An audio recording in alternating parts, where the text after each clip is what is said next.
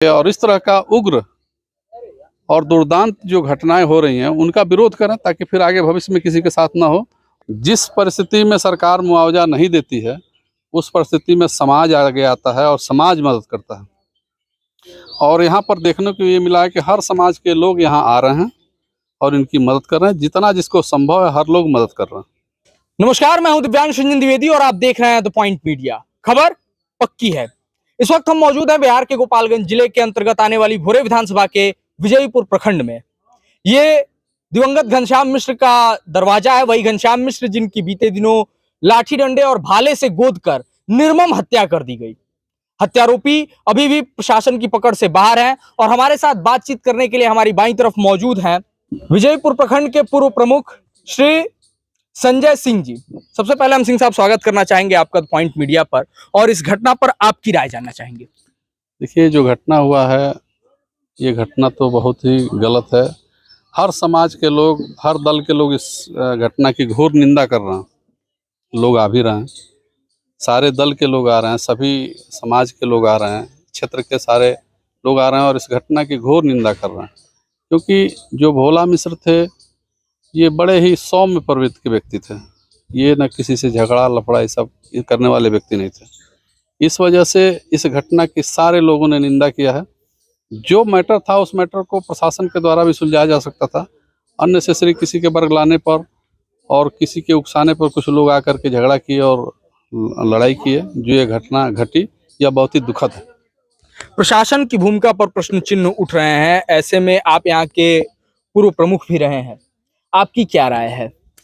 प्रशासन अपना काम कर रही है, लगी हुई है। घटना के दिन ही 2 अभियुक्तों को उसने गिरफ्तार कर लिया और जब घटना हो जाता है, FIR हो जाता है तो अपराधी अमूमन भाग जाते हैं जी।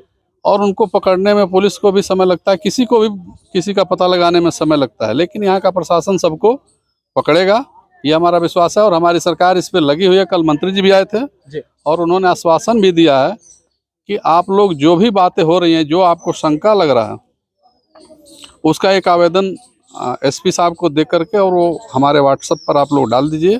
मैं सब देख लूँगा, मैं सारा प्रोसेस पूरा करा दूंगा, आप लोग निश्चिंत रहिए। और उन्होंने इस परिवार को आर्थिक, मानसिक हर तरह से मदद करने का आश्वासन भी दिया। एक प्रश्न यह भी उठ रहा है कि आवेदन देने का प्रभाव क्या होगा, क्योंकि घनश्याम मिश्र ने भी 4 जून को आवेदन दिया था कि बिरबल यादव समेत कुछ लोग जो मेरी हत्या की साजिश कर रहे हैं, इनसे मुझे जान का खतरा है। और थाने से नवल बाबू जो हैं, जो कि संभवतः सब इंस्पेक्टर हैं, उनके द्वारा ये कहा गया कि हमने फोन पर उन्हें डांट दिया है, अब आपको कोई परेशान नहीं करेगा। हालांकि परेशान तो छोड़िए, उनकी हत्या ही हो गई। उसके बाद हत्यारोपी जाते हैं और उल्टा घनश्याम मिश्र पर 307 का मुकदमा दर्ज करते हैं। SP साहब प्रेस कॉन्फ्रेंस करके कहते हैं कि हमने 2 घंटे के भीतर 2 आरोपियों को पकड़ लिया है, जबकि वास्तविकता ये थी कि वो दोनों थाने में जाकर के और FIR करने गए हुए थे मृत घनश्याम मिश्र और उनके परिवार पर। उनका केस भी एक्सेप्टेड हो गया है। तो ऐसे में इन आवेदनों का क्या प्रभाव निकलने वाला है? अब सरकार का अपना प्रोसेस है। सरकार के लोग इसमें जब इन्होंने आवेदन दिया था तो नवल किशोर जी ने बात किया था या नहीं किया था ये तो हम लोगों को पता नहीं है, पर उन्होंने इनसे कहा जरूर था कि हमने बात कर लिया। उन्हीं के सांत्वना पर ये अपना बंधा बांधने चले गए जी। और बंधा बांधने गए उस समय उग्र होकर के कुछ लोग आए, झगड़ा हुआ, मारने की नीयत से आए, इनको मारे, मृत्यु हो गई। अब जब कोई घटना हो जाती है उसके बाद लोग देखते ही हैं कि ये चीज़ नहीं हुआ, वो चीज़ नहीं हुआ। धीरे धीरे सब सरकारें करती हैं, हर जगह होता है ये।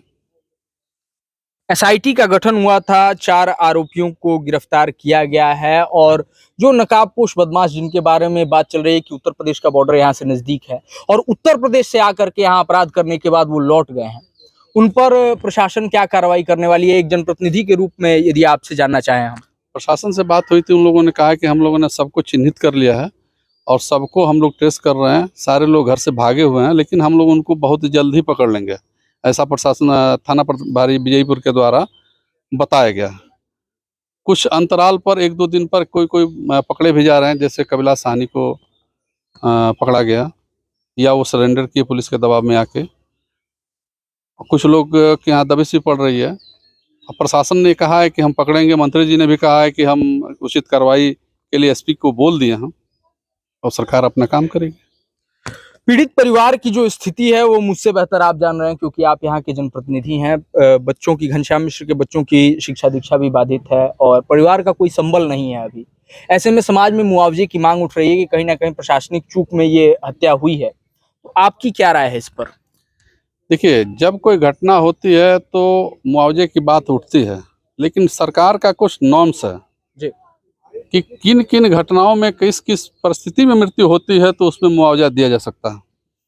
जिस परिस्थिति में सरकार मुआवजा नहीं देती है उस परिस्थिति में समाज आगे आता है और समाज मदद करता है। और यहाँ पर देखने को ये मिला है कि हर समाज के लोग यहाँ आ रहे हैं और इनकी मदद कर रहे हैं। जितना जिसको संभव है हर लोग मदद कर रहे हैं।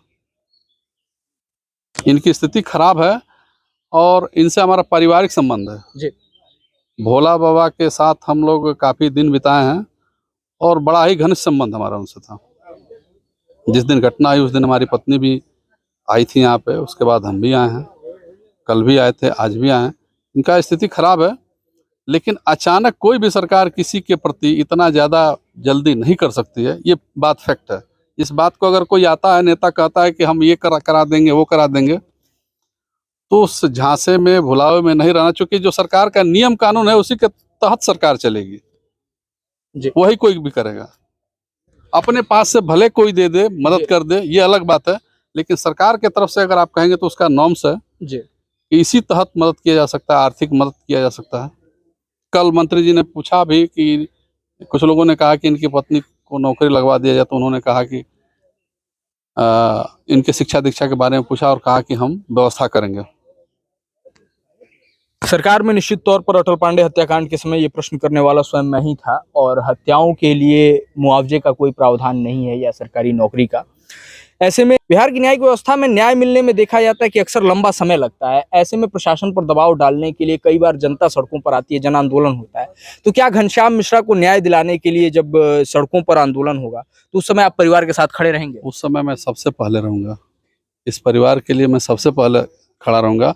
और इधर की जितनी भी जनता है, हमारे परिवार के द्वारा कोई भी रहा हो, हमारे परिवार के द्वारा हमेशा इस क्षेत्र के लोगों का भला और संरक्षण होता रहा। कभी भी किसी के साथ अन्याय हुआ है, हम लोग खड़े रहे और सबका मदद किए, इसमें भी रहेंगे। चलते चलते हमारे चैनल के माध्यम से जो भी लोग आपको देख रहे हैं उनसे आप क्या कहना चाहेंगे?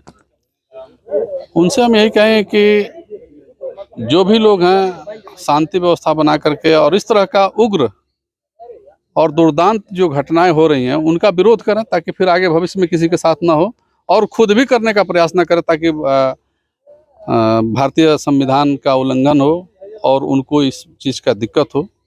अगर ऐसा होता है कहीं किसी जगह पे, तो सारे समाज के लोग एकत्रित होकर उसका बहिष्कार करें, उसकी निंदा करें और उसके खिलाफ आवाज़ उठाएं।